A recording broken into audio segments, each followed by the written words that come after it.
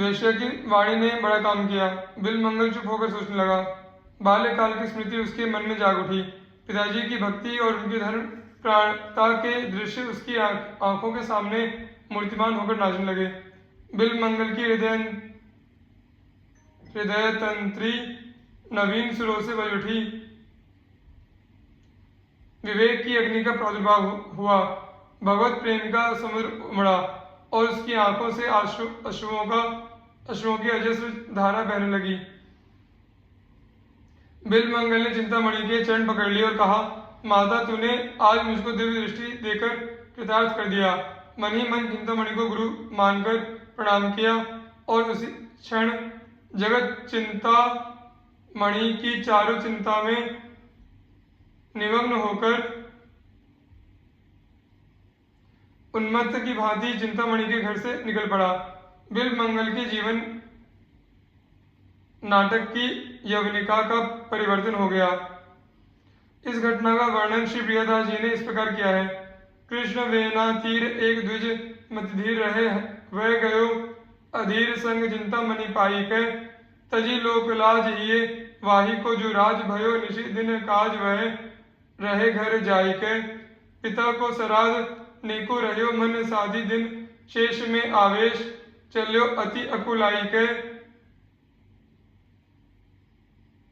नदी चढ़ी रही भारी पेये न अवारी नाव, भाव भर्यो हियो जियो जात न धिजाई के, करत विचार वारी धार में न रहे प्राण, ताते भली धार मित्र सन्मुख जाइए, परे कूदी नीर कछु सुधि न शरीर की है, वही एक पीर कब दर्शन पाइए, पैयत न पार तन हारी भयो बूढ़ी वेको, मृतक निहारी मानी नाव मन भाइये, लगेई किनारे जाए चले पग धाये चाय, आए पट लागे निशी आदि सो विहाइये,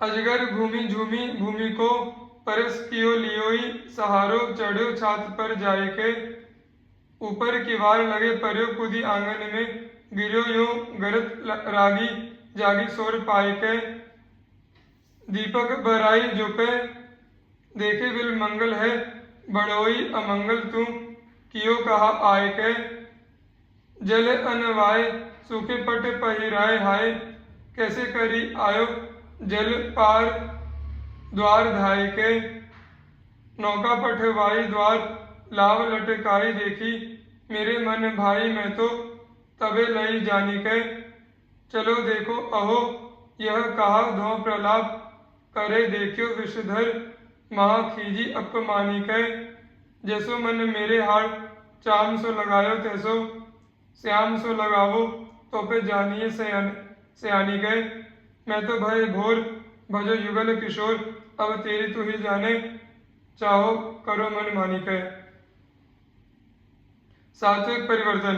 दोनों ने उस पूरी रात भगवान का भजन किया और प्रातः होते ही चिंतामणि ने हरिद्वार की और बिलमंगल ने संत श्री सोमगिरी जी महाराज के आश्रम की राह ली। वहां गुरुदेव से दीक्षा लेकर 1 वर्ष तक आश्रम में ही रहकर भजन पूजन किया।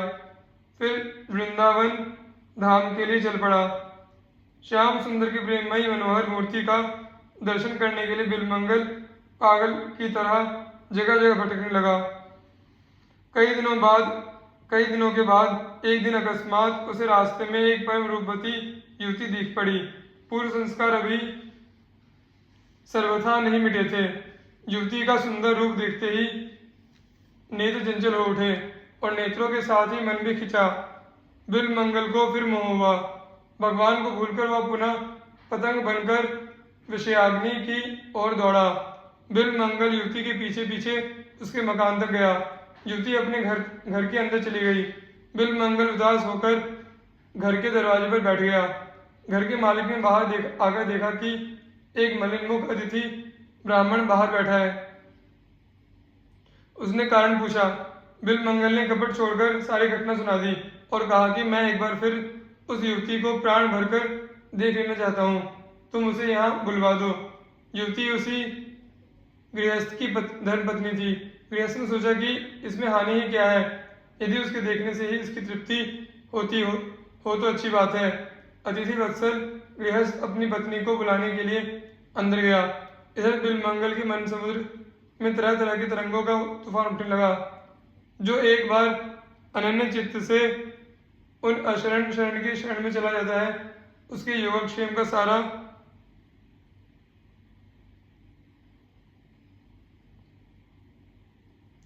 भार वे अपने ऊपर उठा लेते हैं। आज बिलमंगल को संभालने की भी चिंता होने को पड़ी।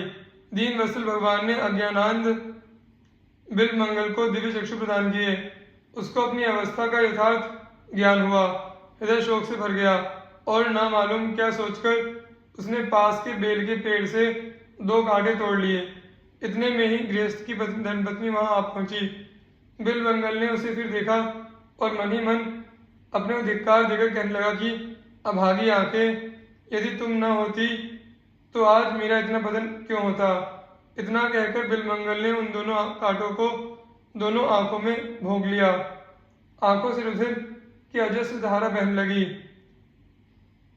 बिलमंगल हंसता और नाचता हुआ तुमुल हरिध्वनि से आकाश को गुंजाने लगा। गृहस्थ को और उसकी पत्नी को बड़ा दुख हुआ, परंतु वे बेचारे निरुपाय थे। बिलमंगल का बचा कुचा चित्तमल भी आज सारा नष्ट हो गया और अब तो वह उस अनाथ के नाथ को अति शीघ्र पाने के लिए बड़ा ही व्याकुल हो उठा। उसके जीवन नाटक का यह तीसरा पट परिवर्तन हुआ। इस घटना का वर्णन प्रियदास जी ने निम्न कवित्वों में किया है।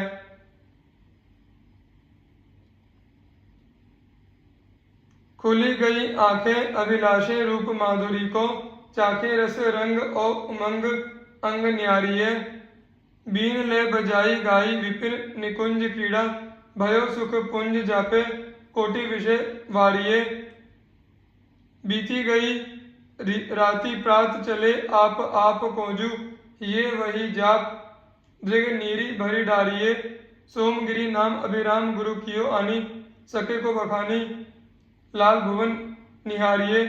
रहे सो बरस रस सागर मगन भय, नए नए चोज के श्लोक पढ़ी जीजिए। चले वृंदावन मन कहे कब देखो जाए, आए मग मांझ एक ठौर मति भीजिए। पर्यो बड़ो शोर दृग कोर, कहना चाहे काहू, तहाँ सर तिया नाती देखी आंखें रीझिए।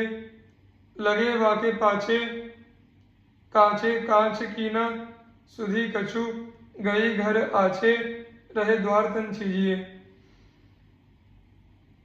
आयो वाको पति द्वार देखे, भागवत ठाढ़े भड़े बड़े, भागवत पूछी वधु सो जनाइए। कही जु पधारो पाँव धारो, गृह पावन को पावन पखारो, जल ढारो शीस भाइये। चले भौन मांझ मन आरती मिटाए वेको, गाए वेको जोई रीति सोई के बताइए। नारी से कहो है तू सिंगार करी सेवा कीजे, लीजे यो सुहाग जामे बेगी प्रभु पाइये। चली ये सिंगार करी थार में प्रसाद लेकर, उचित चित्रसारी जहाँ बैठे अनुरागी हैं। जनक मनक जाई जोरी कर ठाड़ी रही, गही मति देखी देखी नून वृत्ति भागी है। कही युग सुई ल्यावो ल्याई दई, लई हाथ फोरी डारी आंखें, अहो बड़ी ये अभागी है। गई पति पास श्वास भरत न बोली आवे, बोली दुख पाए आए पाए परे रागी है।